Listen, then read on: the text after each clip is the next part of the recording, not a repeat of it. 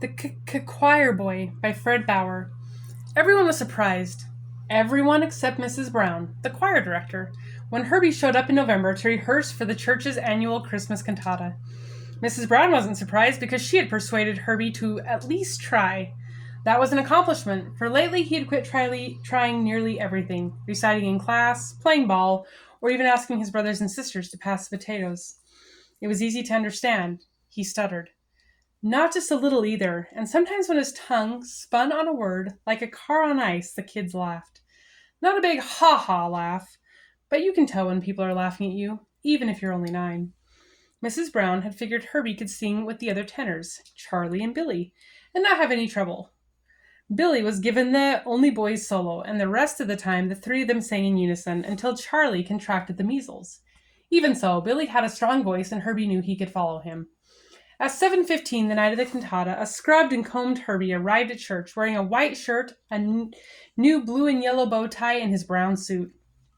Mrs. Brown was waiting for him at the door. "Billy is home in bed with the flu," she said. "You'll have to sing the solo." Herbie's face grew pale. "I can't," he answered. "We need you," Mrs. Brown insisted. It was unfair. He wouldn't do it. She couldn't make him. All these thoughts tumbled through Herbie's mind until Mrs. Brown told him this. "Herbie, I know you can do this. With God's help. Across from the choir loft is a stained glass window showing the manger scene.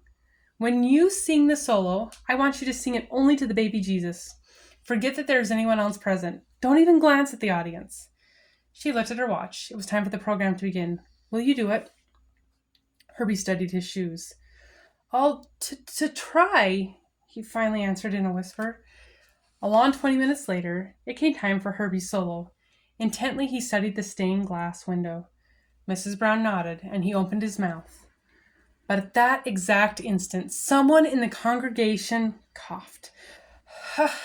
"Hallelujah," he stammered. Mrs. Brown stopped playing and started over. Again, Herbie fixed his eyes on the Christ child. Again, he sang, "Hallelujah, the Lord is born." His voice rang out, clear and confident, and the rest of his solo was just as perfect. After the program, Herbie slipped into his coat and darted out the back door so fast that Mrs. Brown had to run to catch him. From the top of the steps, she called, "Herbie, you are wonderful. Merry Christmas." "Merry Christmas to you, Mrs. Brown," he shouted back. Then turning, he raced off into the night through ankle-deep snow without boots. But then he didn't really need them. His feet weren't touching the ground.